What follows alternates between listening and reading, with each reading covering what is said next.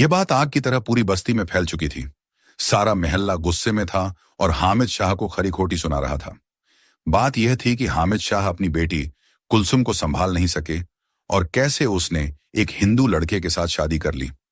मौलवी मुल्ला सभी इकट्ठा होकर एक साथ मिलकर उन पर हमला बोल रहे थे। एक हिंदू लड़के से शादी करके मजहब को बदनाम किया। हामिद शाह का पूरा परिवार आंगन में खड़ा होकर सबकी जलीकटी बातें सुन रहा था। उनके खिलाफ जबान से एक शब्द भी नहीं निकल पा रहा था। मगर बस्ती के कुछ मुस्लिम समझदार भी थे जो इसे गलत नहीं बता रहे थे, मगर ऐसे लोगों की तादाद न के बराबर थी। भीड़ बड़ी गुस्से में थी, खासकर नौजवान। वे कुलसुम को वापस लाने की योजना बनाने लगे, मगर हामिद शाह इसकी इजाजत नहीं दे रहे थे। इसीलिए उनसे सारी भीड़ नाराज थी। वे किसी तरह की कोई प्रतिक्रिया नहीं दे पा रहे थे। धीरे धीरे सारी भीड़ अपने घरों में चली गई। हामिद शाह भी अपनी बैठक में आ गए। साथ में उनकी बेगम नासिरा बी, दोनों बेटे बहुएं बैठे हुए थे। नासिरा बी सन्नाटे को तोड़ते हुए बोली, करमजली कुलसुम मर क्यों ना गई? इस कलमुही की वजह से ये दिन देखने पड़े। ये सब आपकी वजह से हुआ। न उसे इतनी छूट देते, न वह एक हिंदू लड़के से शादी करती। नाक कटा दी उसने जात बिरादरी में। देखो, पूरा मोहल्ला बिफर पड़ा। कैसी कैसी बातें कह रहे थे और आप कानों में तेल डालकर चुपचाप गूंगे बनकर सुनते रहे। अरे, अब भी जबान तालू में क्यों चिपक गई? मगर हामिद शाह ने कोई जवाब नहीं दिया। उनकी आंखें बता रही थीं कि उन्हें भी अफसोस है। अब्बा, अगर आप कहें तो उस कुलसुम को उससे छुड़ा कर लाता हूं। आग लगा दूंगा उस घर में। छोटा बेटा उस्मान अली गुस्सा होकर बोला। नहीं उस्मान, ऐसी भूल कभी मत करना। आखिर हामिद शाह अपनी जबान खोलते हुए बोले। पल भर रुक कर वे आगे बोले, इसमें मेरी भी रजामंदी थी। कुलसुम को मैंने बहुत समझाया था, मगर वह जिद पर अड़ी रही, इसलिए मैंने फिर इजाजत दे दी थी। यह आपने क्या किया अब्बा? नाराज होकर उस्मान अली बोला। उस्मान, अगर मैं इजाजत नहीं देता तो कुलसुम खुदकुशी कर लेती। यह सारा राज मैंने छिपा कर रखा था। आपने मुझे नहीं बताया। नासिरा भी चिल्लाकर बोली, सारा राज छिपा कर रखा? अरे, बस्ती के लड़कों को ले जाते उसके घर में और आग लगा देते। कैसे अब्बा हो आप, जो अपनी बेगम को भी नहीं बताया? कैसी बात करती हो बेगम? ऐसा करके शहर में दंगा करवाना चाहती थी क्या? हामिद शाह बोले। अरे, इतनी बड़ी बात तुमने छिपा कर रखी, मुझे हवा भी नहीं लगने दी। अगर मुझसे कह देते ना तो उसकी टांग तोड़कर रख देती। यह सब ज्यादा पढ़ाने का नतीजा है। मैंने पहले ही कहा था, बेटी को इतना मत पढ़ाओ, मगर तुमने मेरी कहां चलने दी। चलो, पढ़ाने तक तो ठीक था, नौकरी भी लग गई। गुस्से से उफन पड़ी नासिरा भी। आखिर ऐसा क्यों किया आपने? क्यों छूट दी उसको? देखो बेगम, तुम चुप हो तो मैं तुम्हें सारा किस्सा सुनाऊं। कहकर पल भर को हामिद शाह रुके, फिर बोले, तुम तो आग की तरह सुलगती जा रही हो। हां कहो, अब नहीं सुलगूंगी। कहकर नासिरा भी खामोश हो गई। तब हामिद शाह ने सिलसिलेवार कहानी सुनानी शुरू की, लेकिन उससे पहले उनके घर के हालात से आपको रूबरू करा दें। हामिद शाह एक सरकारी मुलाजिम थे। वे 10 साल पहले ही रिटायर हुए थे। कुलसुम से बड़े 2 भाई थे। दोनों की साइकिल की दुकान थी। सबसे बड़े का नाम मोहम्मद अली था, जिसके 5 बच्चे थे। छोटे भाई का नाम उस्मान अली था, जिसके 3 बच्चे थे। कुलसुम से बड़ी 3 बहनें थीं, जिनकी शादी दूसरे शहरों में हो चुकी थी। कुलसुम सबसे छोटी थी और सरकारी टीचर थी। कुलसुम जब नौकरी पर लग गई थी, तब उसके लिए जात बिरादरी में लड़के देखना शुरू किया था।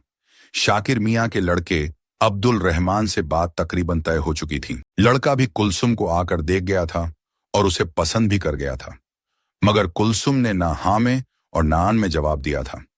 एक दिन घर में कोई नहीं था, तब हामिद शाह ने कुलसुम से पूछा, कुलसुम, तुमने जवाब नहीं दिया कि तुम्हें अब्दुल रहमान पसंद है कि नहीं। अगर तुम्हें पसंद है तो यह रिश्ता पक्का कर दूं। मगर 25 साल की कुलसुम अपने अब्बा के सामने चुपचाप खड़ी रही। उसके मन के भीतर तो न जाने कैसी खिचड़ी पक रही थी। उसे चुप देख हामिद शाह फिर बोले थे, बेटी, तुमने जवाब नहीं दिया।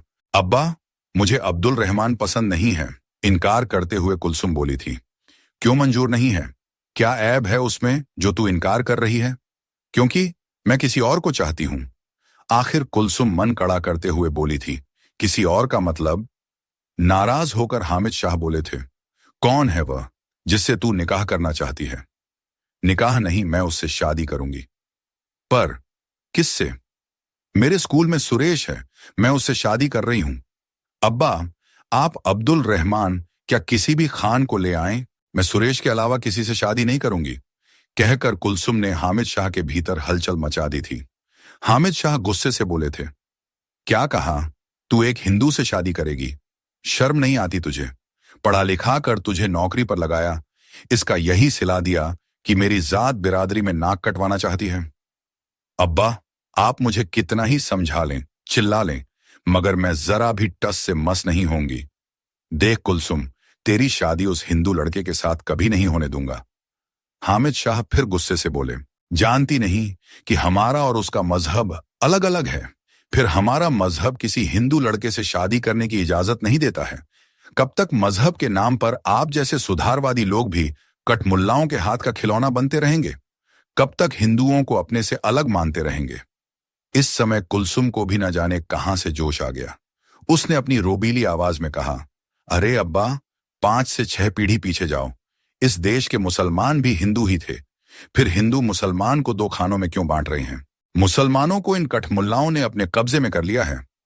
अरे, चंद किताबें क्या पढ़ गई, मुझे पाठ पढ़ा रही है। कान खोलकर सुन ले, तेरी शादी वहीं होगी जहां मैं चाहूंगा। हामिद शाह उसी गुस्से से बोले थे, अब्बा, मैं भी शादी करूंगी तो सुरेश से ही, सुरेश के अलावा किसी से नहीं। उसी तरह कुलसुम भी जवाब देते हुए बोली थी। इतना सुनते ही हामिद शाह आगबूला हो उठे, मगर जवाब नहीं दे पाए थे। अपनी जवान लड़की का फैसला सुनकर वे भीतर ही भीतर तिलमिला उठे थे। फिर ठंडे पड़कर वे समझाते हुए बोले थे, देखो बेटी, तुम पढ़ी लिखी हो, समझदार हो, जो फैसला तुमने लिया है वह भावुकता में लिया है। फिर निकाह जात बिरादरी में होता है, तुम तो जात बिरादरी छोड़कर दूसरी कौम में शादी कर रही हो। बेटी, मेरा कहना मानो, तुम अपना फैसला बदल लो और बदनामी से बचा लो। तुम्हारी माँ, तुम्हारे भाई और तुम्हारी बहनों को जात बिरादरी का पता चलेगा तो कितना हंगामा होगा। इस बात को समझो बेटी, मैं कहीं भी मुंह दिखाने लायक नहीं रहूंगा। देखिए अब्बा, आपकी कोई भी बात मुझे नहीं पिघला सकती। थोड़ी नरम पड़ते हुए कुलसुम बोली, सुरेश और मैंने शादी करने का फैसला कर लिया है। अगर आप मुझ पर दबाव डालेंगे तब मैं अपने प्यार की खातिर खुदकुशी कर लूंगी। कुलसुम ने जब यह बात कही तब हामिद शाह ऊपर से नीचे तक कांप उठे। फिर वे बोले थे, नहीं बेटी, खुदकुशी मत करना। तब आप मुझे मजबूर नहीं करेंगे, बल्कि इस शादी में आप मेरा साथ देंगे। कुलसुम ने जब यह बात कही तब हामिद शाह सोच में पड़ गए। एक तरफ कुआं, दूसरी तरफ खाई। कुलसुम का साथ दें तो समाज नाराज।